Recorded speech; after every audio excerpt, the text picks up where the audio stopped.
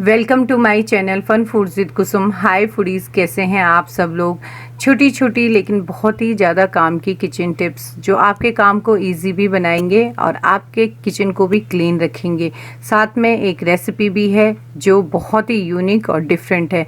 तो चलिए फिर मेरे साथ शुरू करते हैं इस वीडियो को। अगर वीडियो आपको अच्छी लगती है तो प्लीज़ वीडियो को लाइक और शेयर करिएगा। चैनल को मेरे सब्सक्राइब करना बिल्कुल भी मत भूलिएगा और बगल में जो घंटी है उसे दबाइएगा, तभी मेरी आने वाली वीडियोस की नोटिफिकेशन आपको मिलती रहेंगी। ये है गैस लाइटर। आप सबको पता ही है कि इसका कितना यूज़ होता है हमारे किचन में। बहुत गंदा होता है ये लाइटर अगर आप देखें तो, क्योंकि इसकी क्लीनिंग की तरफ हमारा बिल्कुल भी ध्यान नहीं जाता है। धीरे धीरे फूड पार्टिकल्स जमा हो जाते हैं और ऑयली भी बहुत हो जाता है। उन्हीं हाथों से हम गैस ऑन करते हैं लाइटर से और फिर हाथ धोए बगैर ही हम फिर खाना बनाना शुरू कर देते हैं, जो कि बहुत ही अनहाइजीनिक है। इसके लिए मैं आज एक बहुत ही बढ़िया टिप दूंगी। लाइटर की क्लीनिंग के लिए सबसे बढ़िया टिप है, स्कॉच ब्राइट में थोड़ा सा कोलगेट ले लीजिए, इसको अच्छे से अप्लाई कर लीजिए पूरे लाइटर पे। जब ये अच्छे से अप्लाई हो जाए तो उसके बाद स्कॉच ब्राइट से इसको हमें बहुत अच्छे से रब करना है, आगे पीछे ऊपर नीचे। ध्यान रखिएगा कि पानी का आप बिल्कुल भी यूज़ ना करें, नहीं तो लाइटर ख़राब हो सकता है। कोलगेट से ही बहुत अच्छे से चमक जाता है लाइटर, स्टील का लाइटर स्पेशली। तो बस अब कोनों में छुपी गंदगी जो है हम इस तरीके से पुराने ब्रश से निकाल लेंगे। अच्छे से निकालना है कोने कोने में। सबसे ज़्यादा गंदा होता है हमारा लाइटर, हम जल्दी से इस पे ध्यान नहीं देते हैं और जो इसका मुंह होता है इसमें बहुत ज़्यादा गंदगी जम जाती है। कभी कभी तो ये होता है कि लाइटर अच्छे से जलता भी नहीं है। तो बस इस तरीके से हमने इसको क्लीन कर लिया और इसके मुंह के अंदर हम इस तरीके से स्कॉच ब्राइट डालेंगे और इसको रगड़ लेंगे। तो बस पहले हम इस तरीके से साफ कपड़े से इसको पोंछ लेते हैं और उसके बाद थोड़ा सा कपड़ा हम गीला करेंगे हल्का सा और इसको इस तरीके से साफ कर लेंगे और उसके बाद सूखे कपड़े से। तो बस इस तरीके से हमें नया क्लीन और बहुत ही साफ़ सुथरा लाइटर मिल जाएगा। तो देखा आपने पहले कितना गंदा था और अब कितना चमकने लग गया। तो लाइटर को आप इस तरीके से क्लीन कर सकते हैं बहुत ही ईजिली। तो आप बताइएगा कि आपको मेरी ये टिप कैसी लगी। घर पर जब भी नॉनवेज या फिर एग बनता है तो आप लोगों ने नोटिस किया होगा कि इसकी स्मेल लंबे टाइम तक रहती है, बर्तनों में, सिंक में और पूरे किचन में। तो इसकी स्मेल को रिमूव करने के लिए आज मैं आपके साथ एक बहुत ही बढ़िया टिप शेयर करूंगी, आपके बहुत काम आएगी, क्योंकि हर कोई परेशान रहता है इसकी स्मेल से। तो इसके लिए हम क्या करेंगे कि जिस बर्तन में हमने नॉनवेज बनाया है उसमें डालेंगे हम 2 गिलास पानी और इसको बॉयल आने तक बहुत अच्छे से गर्म करेंगे। देखिए इस तरीके से जब ये अच्छे से गर्म हो जाए इसमें डालेंगे हम संतरे के छिलके और आधा नींबू का जूस। उसके बाद इस नींबू को भी हम इस उबलते हुए पानी में डाल देंगे। अगर संतरे के छिलके नहीं है तो फिर आप पूरा एक नींबू का जूस और दोनों छिलके उसी के अंदर ऐड कर दीजिए। देखिए 2 से 3 मिनट तक हमें इसे बहुत अच्छे से बॉईल करने देना है। इसी तरीके से बस इसी तरीके से 5 मिनट तक हम इनको बॉईल होने देते हैं एकदम फुल फ्लेम पे। 5 मिनट के बाद आप देखेंगे कि बहुत अच्छे से जो है वो रिमूव हो जाती है स्मेल जो भी नॉनवेज की किचन में होती है, क्योंकि नींबू और संतरे के छिलके जो है वो फ्रेशनर का काम करते हैं, आपको पता ही है। उसके बाद जिस बर्तन में आपने नॉनवेज लिया है उसमें डाल दीजिए आप इसका पानी और 5 मिनट तक इसको इसी तरीके से छोड़ दीजिए और बाकी बचा हुआ पानी आप डाल देंगे सिंक में, बहुत अच्छे से फैला के, और छिलके भी छोड़ दीजिए। तो आप देखेंगे कि बर्तनों की स्मेल भी 5 मिनट में दूर हो जाती है और सिंक की स्मेल भी। तो ये बहुत ही बढ़िया टिप है, तो इसे यूज़ करके देखिएगा, आपके बहुत काम आएगी और आप मुझे बताइएगा कि आपको मेरी ये टिप कैसी लगी। एग जब भी हम मार्केट से लेके आते हैं तो हमें ये नहीं पता चल पाता है कि एग हमारे पुराने हैं या फिर ख़राब। तो इसके लिए आज मैं एक बहुत ही बढ़िया टिप लेके आई हूँ कि आप किस तरीके से पहचान सकते हो कि एग हमारे यहाँ पर खराब है या फिर पुराने। तो इसके लिए हम लेंगे एक बाउल, इसमें हम लेंगे आधा पानी, मतलब आधा बाउल पानी लेना है हमें। उसके बाद हम एग डालेंगे। तो देखिए एग जब प्रॉपर पानी में नीचे डूब जाते हैं तो इसका मतलब ये है कि एग हमारे एकदम फ्रेश हैं। और अगर हमारे एग ऊपर फ्लोट करते हैं, तैरने लग जाते हैं, तो इसका मतलब ये है कि एग या तो हमारे ख़राब है या फिर पुराने। तो इस तरीके से आप पता लगा सकते हैं कि एग हमारे किस तरीके के हैं। वुडन चॉपिंग बोर्ड जितना अच्छा होता है चॉपिंग के लिए उतना ही ज़्यादा गंदा भी हो जाता है। पानी का ज़्यादा यूज़ करने पे ये इस तरीके से काला भी पड़ जाता है, दाग धब्बे हो जाते हैं और इसमें जम्स भी बहुत बनते हैं अगर इसकी रेगुलर क्लीनिंग ना हो तो इसके लिए आज मैं आपके साथ बहुत ही बढ़िया टिप शेयर करने जा रही हूँ। आपको करना ये है कि चॉपिंग बोर्ड के ऊपर डालना है 2 चम्मच नमक और आधा नींबू का जूस, और इसी छिलके से हम अच्छे से रब कर लेंगे।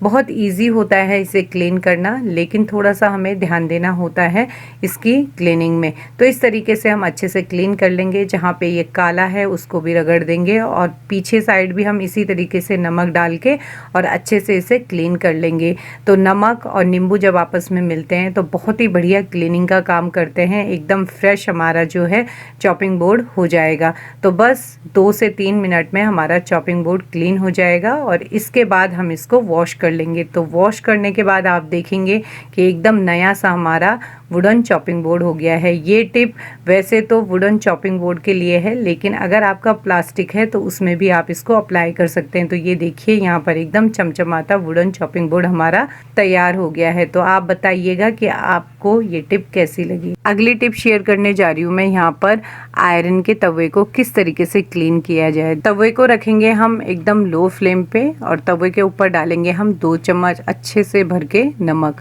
उसके बाद इसके ऊपर निचोड़ेंगे हम नींबू। तो आधा नींबू ले लिया है मैंने और इसको हम पूरा निचोड़ देंगे। उसके बाद लेंगे हम दिया। तो देखिए दिया सभी के यहाँ होता है, मिट्टी का दिया लेना है। उसके बाद इसको रगड़ते चले जाना है। फ्लेम को हमें बिल्कुल लो ही रखना है। जब इस तरीके से ये सूखने लगे तो थोड़ा थोड़ा करके हम पानी ऐड करेंगे और इसे रगड़ते चले जाएंगे। जहाँ जहाँ चिकनाई है वहाँ वहाँ हम इसे इसी तरीके से रगड़ेंगे।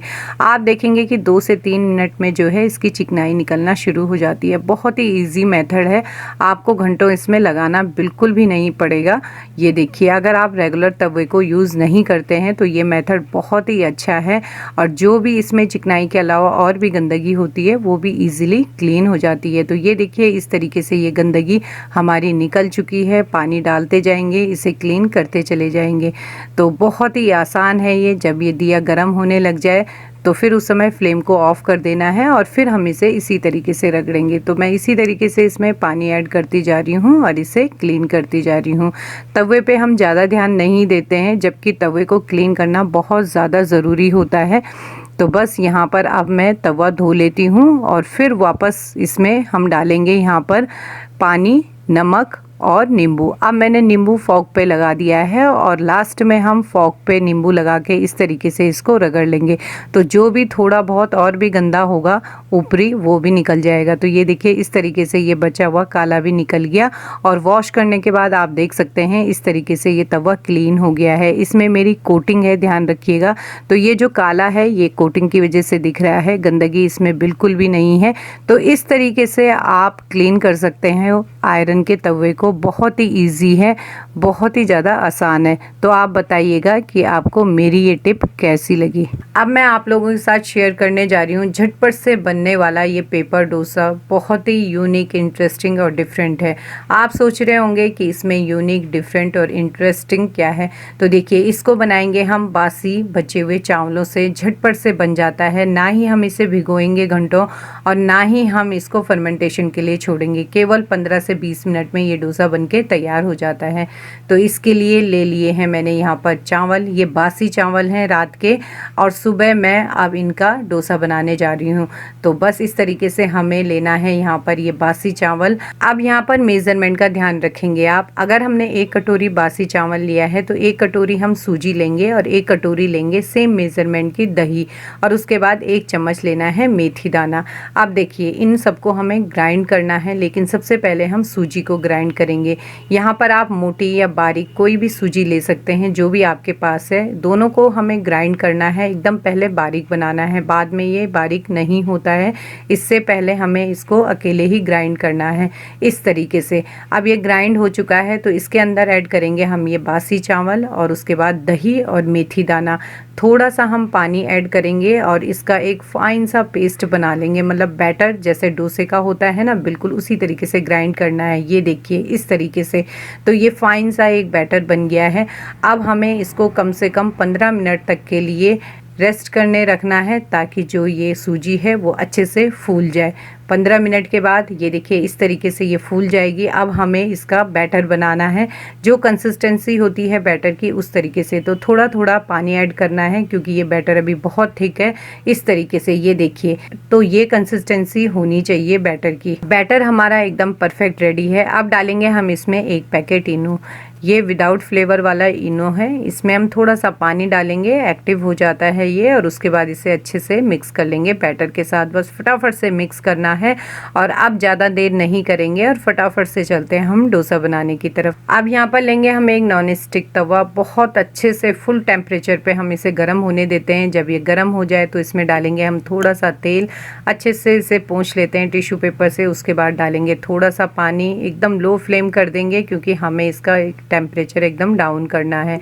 उसके बाद डालेंगे हम 2 कड़छी यहाँ पर बैटर और इसको बिल्कुल डोसे की तरह फैलाएंगे। जैसा डोसा फैलाते हैं ना, बिल्कुल उसी तरीके से ये देखिए बीच से लेंगे और साइडों में फैलाएंगे। तो बस इस तरीके से हम इसको फैला देंगे और उसके बाद हम लो मीडियम फ्लेम रखेंगे और लो मीडियम फ्लेम पे हम इसे बहुत अच्छे से सिकने देंगे। तो थोड़ी सी देर में आप देखेंगे कि ये सिक चुका है, अपने आप साइडें छोड़ देता है। ये देखिए बिल्कुल उसी तरीके का बनता है, यकीन मानिए जैसा हम नॉर्मल डोसा बनाते हैं। ये देखिए, तो ये इस तरीके से क्रिस्पी हो गया है। अब डालेंगे इसमें मसाला। ये मैं आगे बताऊंगी आपको कभी इसकी रेसिपी। और बाद में डालेंगे इसमें थोड़ा सा प्याज और बस इसको इस तरीके से फोल्ड कर लेंगे। तो देखा आपने कितना आसान था और बिल्कुल भी अंतर नहीं है, यकीन मानिए बिल्कुल भी अंतर नहीं होता है इसमें और नॉर्मल डोसे में। और अब मैं आपको दिखाती हूँ, ये देखिए कितना क्रिस्पी है। आप आवाज़ सुन सकते हैं, बहुत ही क्रिस्पी बनता है। तो इस तरीके से आप इसको ट्राई कर सकते हैं। बहुत आसान है और बहुत ही ज़्यादा जल्दी बनके तैयार हो जाता है। जब भी आपका मन करे फटाफट से आप डोसा बना के नाश्ते में तैयार कर सकते हैं। तो आप बताइएगा कि आपको मेरी ये रेसिपी कैसी लगी। आई होप आपको मेरी ये वीडियो अच्छी लगी हो। अगर आपको मेरी ये वीडियो अच्छी लगती है तो मेरी वीडियो को प्लीज़ लाइक और शेयर करिएगा और मेरे चैनल को सब्सक्राइब करने के साथ साथ बगल में जो घंटी है उसे ज़रूर प्रेस करिएगा, तभी आने वाली वीडियोस की नोटिफिकेशन आपको मिलती रहेंगी। और कमेंट्स करके अपना एक्सपीरियंस ज़रूर शेयर करिएगा। मिलते हैं अपने नेक्स्ट वीडियो में।